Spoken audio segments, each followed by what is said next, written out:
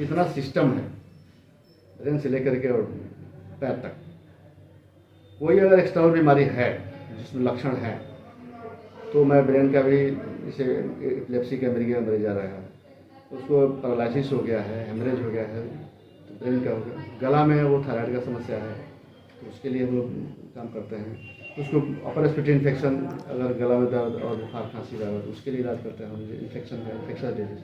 फिर हार्ट के लिए हम लोग जो फिजिशियन हैं तो हार्ट की कॉमन बीमारियाँ जैसे हाइपरटेंशन हुआ या डिसलिपिडेमिया हुआ, तो हार्ट संबंधी भी इलाज करते हैं हम लोग। वो हार्ट डिजीज़ का जितना वाल्वुलर डिजीज़ है उसको बेटर सलाह देते हैं, आगे से आगे हम लोग रेफर भी करते हैं कि आप ऑपरेशन करा लीजिए। तो हार्ट संबंधी, फेफड़ा में अगर उसको दमा है, उसको ब्रोंकाइटिस है, उसको टीबी है, तो फेफड़ा की बीमारी का भी इलाज करते हैं। पेट में लोग आजकल कॉमन हो गया।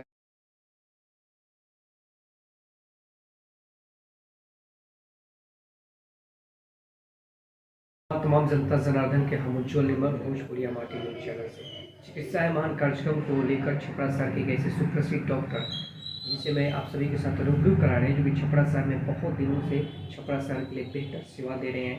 और स्वास्थ्य क्षेत्र में का कहना है कि जिस तरीके से कम दिनों से जिस तरीके से छपरा शहर में आए दिन कई रोगों से लोग डिजीज से बढ़ रहे हैं, लेकिन इस पर क्या विशेष इनका फोकस रहेगा और क्या परिचय है, इनसे मैं जानने की कोशिश करूंगा। सर स्वागत है भोजपुरिया माटी न्यूज चैनल में, चिकित्सा महान सर कार्यक्रम में। सर क्या परिचय रहेगा? धन्यवाद भाई आपका, आपको हमको हमसे समय देने के लिए और हमको मौका देने के लिए कि लोगों में कुछ जागरूकता फैले। तो मैं डॉक्टर कृष्ण मोहन दुबे छपरा में कंसल्टेंट फिजिशियन के रूप में कार्य कर रहा हूँ आज पिछले 20 साल से। मेरी प्रारंभिक पढ़ाई मेडिकल कॉलेज दरभंगा में हुई थी, MBBS की पढ़ाई, और MD मैंने किया रांची से 2001 में। उसके बाद मैं आकर छपरा में अपना प्रैक्टिस स्टार्ट किया। साथ ही उसमें बिहार गवर्नमेंट की नौकरी भी लगी, छपरा में मैं पोस्टेड भी हुआ। तो सरकारी नौकरी और प्राइवेट नौकरी दोनों, प्राइवेट जॉब दोनों मैं कर रहा हूँ 20 साल से। लोगों की सेवा दे रहा हूँ जितना संभव हो सकता है अपनी नॉलेज के अनुसार, अपनी क्षमता के अनुसार। सर एक बड़ी बात आपको पूछना चाहेंगे आपसे कि सर लगता है लोगों को शुगर जो सबसे ज़्यादा बढ़ जाते हैं तो लोग अफोर्ड घबरा जाते हैं कि मुझे शुगर हो गया, अब मुझे क्या करना चाहिए, और घरेलू उपचार सबसे ज़्यादा करना शुरू कर देते हैं। तो इसमें सर क्या दिक्कतें आती है घरेलू उपचार में, और उन लोगों को क्या प्रिस्क्रिप्शन लेना चाहिए? हाँ, ये बात तो सही है कि देखिए डायबिटीज़ जैसे ही होता है, डायबिटीज़ का मेन उम्र प्राइम ऑफ लाइफ जब स्टार्ट होता है, जब बीमारियाँ आदमी आती है, उस समय डायबिटिक नॉक करता है। तो सबसे बड़ी चीज़ होती है कि ये असाध्य बीमारी है, एक जो फीलिंग डेवलप करती है, और ये फीलिंग डेवलप करने से जो अंदर में भावनाएं पैदा होती हैं, और यहीं से उस बीमारी का नहीं ठीक होने का जो एक भावना मन में बैठा हुआ है, ये लोगों को बहुत तबाह करता है। और इसके चलते क्या होता है कि शरीर में कुछ बदलाव आते हैं, कुछ रासायनिक प्रक्रियाएँ होती हैं जिससे हमारे शरीर में ऑलरेडी इंसुलिन कम है, तो उसके अगेंस्ट, उसके खिलाफ जितने भी हार्मोन्स और होते हैं जो काउंटर रेगुलेटरी हार्मोन्स बोलते हैं अंदर, इसमें एड्रेनलिन है, नॉन एड्रेनलिन है, जो कि इंसुलिन के एक्शन को रोकता है। तो एक तो इंसुलिन कम है, एक दूसरा स्ट्रेस जो कि लोगों को सबसे ज़्यादा तबाह करता है, इस स्ट्रेस में कि हम अब ठीक नहीं हो पाए। ये जो भावना है इसको दूर करने की बहुत ज़रूरत है कि ऐसा कुछ नहीं है कि डायबिटीज़ ठीक नहीं होता है। ये ज़रूर है कि डायबिटीज़ थोड़ा ऐसी बीमारी है जो किसी एक अंग का बीमारी नहीं है, उस सारे अंग को इन्वॉल्व करता है। तो आदमी भविष्य देखता है कि अब हमारा ये टाइम ऑफ लाइफ स्टार्ट हो रहा है और इस एज में हमको डायबिटीज़ हो गया तो हमारा बीमारी कैसे चलेगा। और यही स्ट्रेस जो है शुगर ठीक नहीं होने देता है, मधुमेह का रह जाता है। अब जल्दीबाजी में कि हम ठीक हो जाएं, कुछ चमत्कारिक डॉक्टर्स, चमत्कारिक ड्रग्स के बारे में, वहाँ डायबिटीज़ का इलाज होता है, वहाँ इलाज होता है। डायबिटीज़ की पैथोलॉजी को जानने की जरूरत नहीं समझते हैं, क्योंकि उनको ठीक होना है, वो किताब नहीं पढ़े हैं, डॉक्टर किताब पढ़ा है। डॉक्टर को पेशेंसली सुनने के लिए तैयार नहीं है। जब तक उनका कोई कॉम्प्लिकेशन डेवलप नहीं करता तब तक होश नहीं आता है। बहुत लोग होश आता भी नहीं है, नहीं डायबिटीज़ है तो हम जैसे चल रहे थे वैसे ही चलेंगे। सही बात है कि लाइफ में जब दवाइयाँ इतनी हैं तो हम मेहनत क्यों करें, हम रूटीन क्यों खोलें, दवाई से ठीक होंगे। ये भावना जो है सबसे बड़ी भावना है जिससे लोग ठीक नहीं हो पाते। दूसरी बात, डायबिटीज़ ठीक हो सकता है, लेकिन मरीज इस बात को समझने में बहुत देर करता है। हम समझाने की कोशिश करते हैं, लेकिन वो जो किताब नहीं पढ़ा है, उसको नॉलेज नहीं है, क्योंकि आप जानते हैं कि this medical profession is first rate profession for second rate intellect. Second rate वाले दिमाग वाले जो हैं वही बीमार पड़ते हैं। तो बुरा नहीं मानेंगे लोग इसके लिए कि मैं सेकेंड रेट के और फील्ड में वो अच्छे हो सकते हैं, लेकिन इस फील्ड में अपने बॉडी के प्रति, मेडिकल साइंस के प्रति उनकी जो भावना है, उनका दिमाग सेकेंड रेट वाला ही है। तो वहाँ पर सबसे बड़ी चीज़ होती है डायबिटीज अगर हो गया, उसका मेन 3 कारण होता है। एक तो बचपन में हो गया तो इंसुलिन बन ही नहीं रहा है, तो उसको बोलते हैं जुवेनाइल डायबिटीज, जिसको इंसुलिन डिपेंडेंट, इंसुलिन का कोई उपाय नहीं, तो वो तो जेनेटिक हुआ। लेकिन कुछ बीमारियां ऐसी हैं डायबिटीज़ का टाइप है, जो टाइप 2 बोलते हैं, जो कि बोलते हैं नॉन इंसुलिन डिपेंडेंट डायबिटीज़, जिसमें इंसुलिन की ज़रूरत नहीं है। हमारे बॉडी में इंसुलिन है लेकिन वो काम नहीं कर रहा है। मेन कारण है मोटापा। तो जब हम 30 साल के 20 साल के होते हैं, एक्टिव रहते हैं, तो हम उसमें अपना लाइफ स्टाइल हमारा रहता है कि हम खाना खा रहे हैं, पच रहा है। लेकिन 40 के बाद जनरली नॉक करता है। 40 के बाद जनरली आदमी पैसिव हो जाता है, अपनी जिम्मेदारी में लग जाता है, शरीर पर ध्यान खत्म हो जाता है, हमारा पेट निकल रहा है, हमें जानते हैं कि मोटापा खराब है, फिर भी हम ऐसा देखते हैं। ये टेंडेंसी जो होती है आदमी को डायबिटीज तक पहुँच जाती है। और इस मोटापा के चलते जिसको हम मॉडिफाई कर सकते हैं, नहीं कि दर्शक को दवा दीजिए ताकि हम स्वस्थ हो जाए, वो भी शॉर्टकट खोजते हैं। और शॉर्टकट खोजने का कारण होता है कि डायबिटीज ठीक नहीं होता है। पहला है कि जैसे ही हम आपका वेट बढ़ रहा है, कंट्रोल योर डाइट। हम दावा करते हैं कि अगर मरीज सही में डाइट फॉलो करे, डायबिटीज रिवर्ट हो सकता है, ठीक हो सकता है, लेकिन मरीज लास्ट तक नहीं समझता। और इसका कारण है कमिटमेंट की कमी। कमिटमेंट मैंने डॉक्टर के प्रति कमिटमेंट, गवर्नमेंट कमिटमेंट, जो भी कमिटमेंट की कमी है कि डायबिटीज़ क्लिनिक खोल दिया गया। और क्लिनिक में खाली दवा ही नहीं लिखाया था, उसके दिमाग में बैठा हुआ दवा, मेरा सलाह लेने के लिए वो कभी तैयार नहीं है। नहीं डॉक्टर डायबिटीज़ हो गया है तो हमको दवा दीजिए, दवा हम दे देते हैं क्योंकि हमको उसको रिलीफ चाहिए, किताब नहीं पढ़ा। लेकिन कुछ ऐसी चीज़ें हैं बॉडी में जिसको हम बदल के अपने डायबिटीज़ को ठीक कर सकते हैं। दूसरा, पहला है मोटापा, दूसरा है डाइट का प्लान। क्योंकि पहला ट्रीटमेंट डायबिटीज़ का होता है मेडिकल न्यूट्रिशन थेरापी। हम न्यूट्रिशन थेरापी से अपने डायबिटीज़ को कंट्रोल कर सकते हैं।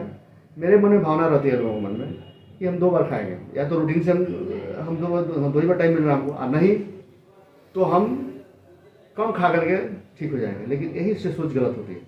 डॉक्टर का कहना है, किताब का कहना है, रिसर्च का कहना है कि आप इंसुलिन का डोज कम यूज कीजिए। तो कम यूज करने का मतलब क्या होगा कि आप 3 से छोटा खाना खाइए। सुबह उठ करके एक स्नैक्स लीजिए, 8 साढ़े 8 बजे फिर एक छोटा सा खाना लीजिए, नाश्ता वगैरह ब्रेकफास्ट, उसमें रोटी भात कम लीजिए, कार्बोहाइड्रेट कट कर दीजिए। खाना खाना है लेकिन आपका मोड ऑफ द जो डाइट है उसको बदलना पड़ेगा। तीसरा, 11 बजे फिर एक स्नैक्स लीजिए, कुछ सीजनल फल या सत्तू वगैरह। 1 बजे फिर कुछ लंच लीजिए। तो ब्रेकफास्ट, लंच, डिनर और 3 स्नैक्स बीच में, ये 6 डाइट अगर खाता है मरीज, मोटापा कम होगा उससे। इंसुलिन जो बॉडी में काम नहीं कर रहा था, वो रेसिस्टेंस डेवलप कर गया था इंसुलिन का, वो कम होने लगेगा। और अगर 2 साल मरीज अगर इस पर ध्यान दे, 2 साल पीरियड होता है, हनीमून पीरियड बोलते हैं डायबिटीज़ के, उसके बाद वो अपने आप रिवर्ट कर देगा। सर, एक और सवाल इसमें है कि अगर मान लीजिए किसी को पता चलेगा कि मुझे डायबिटीज़ हो गया, इसका क्या लक्षण है, किन लक्षणों से वो अवेयरनेस होता है, हमारे जो भी दर्शक हैं उनमें सर बताएं। हाँ, डायबिटीज़ का लक्षण करीब करीब सारी जनता जानती है, नेट का ज़माना है, वो पढ़ लेते हैं। तो क्लासिकल साइन है पॉलीयूरिया, पेशाब ज़्यादा होगा, पेशाब होगा तो मुँह सूखेगा, तो ड्राइनेस ऑफ माउथ। पॉलीफेजिया मैंने खाने की इच्छा बहुत होगी, बार बार भूख लगेगा, जल्दी खाए। वेट लॉस, वजन में अचानक गिरने लगा, सर हम 90 किलो के थे, 80 किलो हो गए। ये 4-5 लक्षण क्लासिकल होते हैं। लेकिन कब, जब 50 के नीचे होता है, 50 के ऊपर जो है ये लक्षण नहीं होते। तो पहला क्लासिकल सिम्टम यही 4 होते हैं, जिसके आधार पर शक होता है कि हमारा वेट लॉस हो रहा है, हम वीकनेस फील कर रहे हैं, हमारा मुंह सूख रहा है, हम ज़्यादा पेशाब कर रहे हैं, ज़्यादा खाना खाने में भूख लग रही है, बार बार भूख लग रहा है, खाने के बाद भूख नहीं मर रही है। तो ये क्लासिकल लक्षण होते हैं। लेकिन बहुत से केसेज में ऐसा नहीं मिलता है। बहुत से मरीज आते हैं कि भूख नहीं लग रही है, कमजोरी लग रहा है, चलने में थक जा रहे हैं।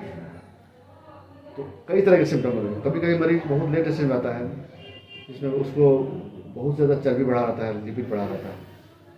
तो कई तरह का प्रेजेंटेशन होता है। लेकिन क्लासिकल सिम्टम यही 4-5 है, जिससे मरीज को पता चलेगा कि हमको, जैसे आपको भूख लगने लगी, वेट लॉस होने लगा, आपका अनएक्सप्लेन आपको कमजोरी महसूस हो रही है, जिसकी व्याख्या नहीं है आपके पास, आप तुरंत डॉक्टर से कंसल्ट करें और उसका शुगर जांच कराएं, डॉक्टर ही कराएगा, और उस समय से अपना लाइफ स्टाइल मॉडिफाई कीजिए। सर किन विशेषज्ञ के तहत आप क्या क्या देखते हैं ज़्यादातर, जो कि गांव के जो अच्छे लोग आए आपसे दिखा सके, क्या क्या ज़्यादातर विशेषज्ञ आप क्या क्या देखते हैं? मैं तो मेडिसिन में हूँ, तो मेडिसिन डिपार्टमेंट जितना सिस्टम है ब्रेन से लेकर के और पैर तक, कोई अगर एक्सटर्नल बीमारी है जिसमें लक्षण है, तो मैं ब्रेन का भी, जैसे एपिलेप्सी का मरीज आ रहा है, उसको पैरालिसिस हो गया है, हेमरेज हो गया है, तो ब्रेन का हो गया, गला में वो थायराइड का समस्या है, तो उसके लिए हम लोग काम करते हैं। उसको अपर रेस्पिरेटरी इन्फेक्शन, अगर गला में दर्द और बुखार खांसी का, उसके लिए इलाज करते हैं हम, इन्फेक्शन का, इन्फेक्शन डिजीज। फिर हार्ट के लिए हम लोग जो फिजिशियन हैं, तो हार्ट की कॉमन बीमारियाँ जैसे हाइपरटेंशन हुआ या डिस्लिपिडेमिया हुआ, ये हार्ट संबंधी जो इलाज करते हैं हम लोग हार्ट डिजीज़ का जितना वाल्वुलर डिजीज है उसको बेटर सलाह देते हैं, आगे से आगे हम लोग रेफर भी करते हैं कि आप ऑपरेशन करा लीजिए।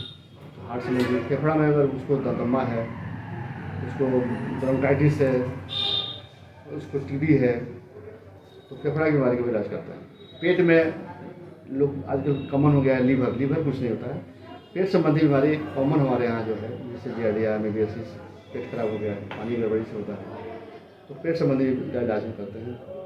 सियाटिका हुआ, कोई नस का प्रॉब्लम हो रहा है, नस सूख रहा है, लेप्रोसी हुआ, इस सारी बीमारियों का इलाज जो फिजिशियन के क्षेत्र का है मैं सब करता हूँ। सर आप कैंप वगैरह आप लोग सर जाते हैं, देहात वगैरह में कैंप लगा कर आप लोग जाते हैं, तो वहाँ पे जो मरीज आपसे मिलते हैं और आप लोग देखते हैं, तो उसमें क्या ज़्यादातर क्यूरी दिखता है?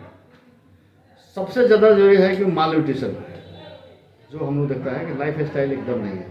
देहातों में बहुत सा 90% बीमारी हम अपने लाइफ स्टाइल चेंज करके कर सकते हैं, और हमारे पास सब कुछ है। हमारे पास खाना में 5 चीज़ रोज लेना है, carbohydrate, protein, fat, mineral, vitamin. पहले न्यूट्रिशन के लिए प्रिवेंटिव वर्क ज़्यादा हम लोग सोचते हैं कि आप एक कीजिएगा तो आपको ज़रूरत होती है, विटामिन ए कमी होती है। विटामिन ए कहाँ मिलता है? गाजर में, लेकिन गाजर मूल्य का देहात में कोई वैल्यू नहीं है। आज वो भी है कुरकुरे और डिब्बा बंद जूस का जमाना आ गया देहात, इसको बदलने की जरूरत है। जो नेचर ने दिया है हर मौसम में, जाड़े में हमको हरा सब्जी सलाद दिया है, साग सब्जी दिया है जिसमें आयरन की मात्रा होती है। तो न्यूट्रिशनल, भले प्रिवेंटिव वर्क में न्यूट्रिशनल सपोर्ट बहुत बड़ा चीज़ होता है, जिसकी कमी है देहातों में। दूसरा है हाइजीन, सफाई। इसमें हमारे यहाँ जो पानी लोग पी रहे हैं, अभी भी 40 फुट का कल पीते हैं, जिसका स्रोत मिला रहता है किसी गड्ढे से, और उस पानी के चलते उसमें अमीबिया, जियार्डिया, तो वर्म का जो प्रॉब्लम है, जिससे हम रॉब हो रहे हैं, रोज़ हम लूट रहे हैं, हमको लूट रहा है कीड़ा मकोड़ा। हम जानते हुए भी गंदा पानी हम पी रहे हैं, हम जान रहे हैं कि हमको पेट में कीड़ा है, फिर भी हम लिवर का इलाज करते हैं। तो सबसे बड़ा चीज़ है प्रिवेंटिव मेजर्स लेना, जिससे हम बीमार नहीं पड़ें, उसके पर हम ज़्यादा ध्यान देते हैं। दवा लेना, लिखना, ये डॉक्टरी नहीं है। डॉक्टरी का मकसद होता है कि मरीज़ के मन में बहुत सी चीज़ें जो उसको सामने है लेकिन दिख नहीं रहा है, उसको दिखाना। डॉक्टर का ग्रेटर मीनिंग होता है टू टीच, टू डॉक्टर। हमारे यहाँ मैक्सिमम जो हो रहा है, अनलाइसेंस वाले भी, जो बिना लाइसेंस के भी हैं, वो भी दवा लिख देते हैं। दवा लिखने से 2 घाटा होता है। दवा का जो ज़रूरत जहाँ पड़ेगा वहाँ वो काम नहीं करेगा, रेसिस्टेंस हो जाएगा। दवा का मिसयूज जो हो रहा है, उसके लिए हम चाहते हैं कि पहले आप अपने बॉडी को इम्यून बनाइए, इम्यूनिटी को डेवलप कीजिए। हमारे कार्बोहाइड्रेट हमारे घर में रोटी चावल है, प्रोटीन दाल है, जो घर में है, कहीं जाने की जरूरत नहीं। सलाद और सब्जी है, उसमें भी मिनरल विटामिन मिलता है। तो 5 चीज़ फाइबर रेशा मिलता है, चना मूंगफली लीजिए, हरा सब्जी सलाद लीजिए। ये 5 चीज़ अगर रोज़ लीजिए तो आपका 90% बीमारी आपको नहीं होगा। जो कॉमन बीमारी देहात में, इन्फेक्शन, वर्म का इन्फेक्शन, अपर रेस्पिरेटरी इन्फेक्शन, बार बार हम बीमार पड़ जा रहे हैं, 2 महीने से बुखार आ जा रहा है, यही कंप्लेन रहता है देहातों में। कारण क्या है?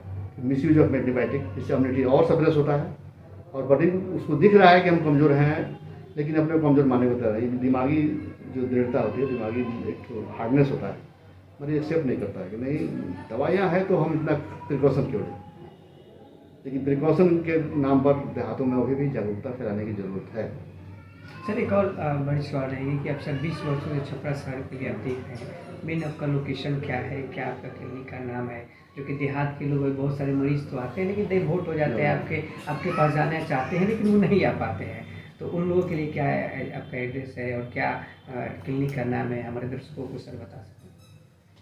हाँ, सही बात है कि हम जितना जाना चाहते हैं, जितना हम पब्लिक को अपना सेवा देना चाहते हैं, उतना हम नहीं दे पाते हैं। उसमें बहुत बड़ा एक टॉपिक है, मरीज नहीं पहुंच पाता है, जानते हुए भी नहीं पहुंच पाता है, बहुत आके भी लौट जाता है। उससे बहुत सा कारण है जिसको हम इसमें प्रशासनिक लेवल पर और ऊपर के लेवल पर उसको सुधारने की ज़रूरत है, क्योंकि मरीज तो अनाड़ी होता है, उसको तो कहीं रिलीफ मिल जाए। तो ऐसे जो मार्केट में अभी चल रहा है, मरीज को पहुंचाया जाता है, मरीज अपने सर नहीं जाता है।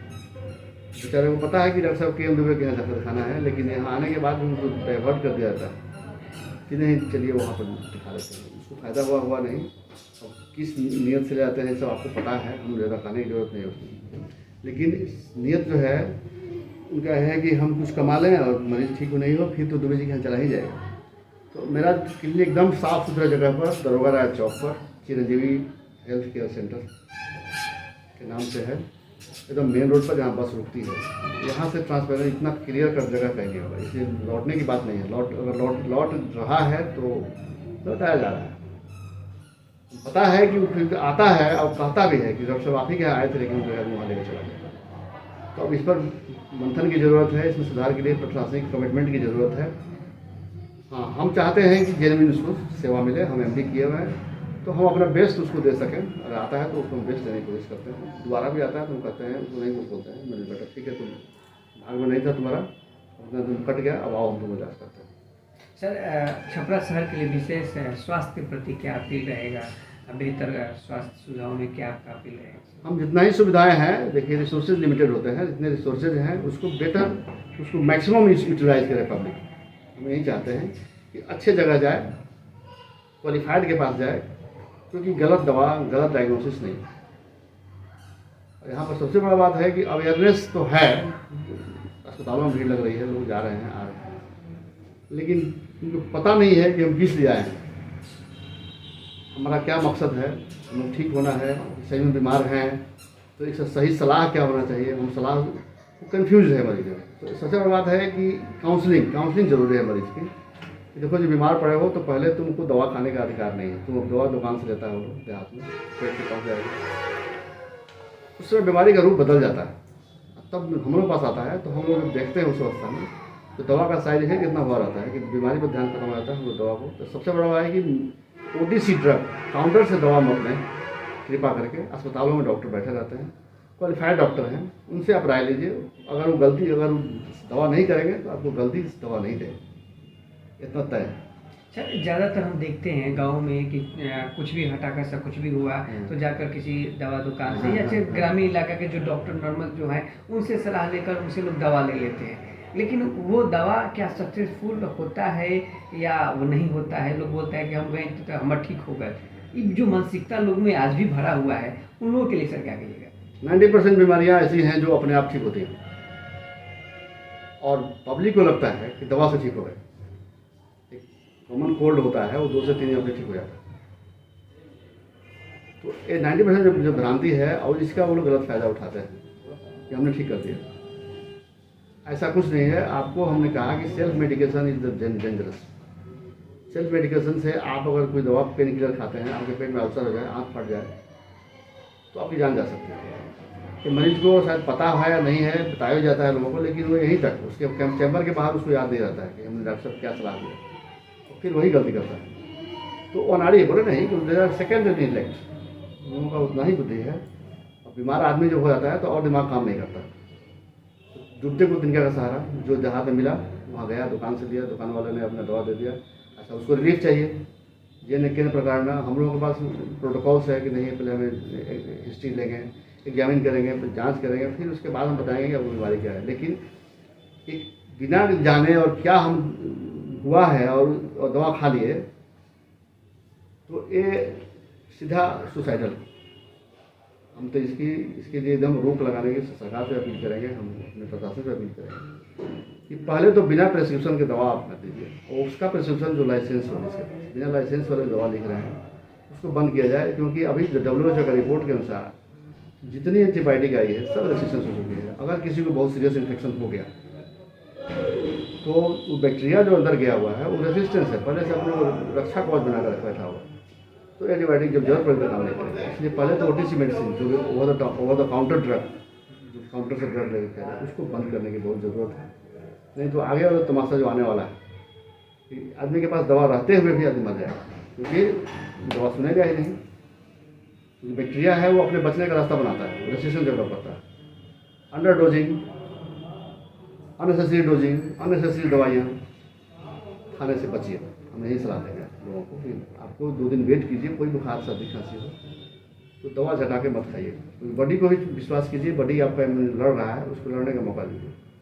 सिम्टोमेटिक दवाइयाँ पैरास्टामोल ले सकते हैं, बहुत कष्ट में हो, ORS पी सकते हैं, लेकिन अपने से दवा मत खाइए, हमें मेरी सलाह रहेगी। तो अपने आप को स्वस्थ रख सकते हैं। सर 20 साल से छपरा सर के लिए प्रैक्टिस कर रहे हैं, छपरा के लिए बड़ा योगदान कर रहे हैं। तो तमाम देहात से जुड़े लोग जितने भी और किसी प्रकार की कोई समस्या हो, किसी प्रकार की कोई अगर रोग से आप ग्रसित हो तो शीघ्र ही अच्छे डॉक्टर से दिखाएं ताकि आपका स्वास्थ्य बेहतर हो। चिकित्सा है कार्यक्रम को लेकर हर डॉक्टरों के साथ आपके साथ रूबरू करा रहे हैं कि कौन डॉक्टर आपके छपरा शहर में बेहतर हैं और बेहतरों से सलाह लेकर अपने स्वास्थ्य में जागरूकता के साथ आगे बढ़े। स्वस्थ रहें, सुरक्षित रहें। जय हिंद, जय भारत।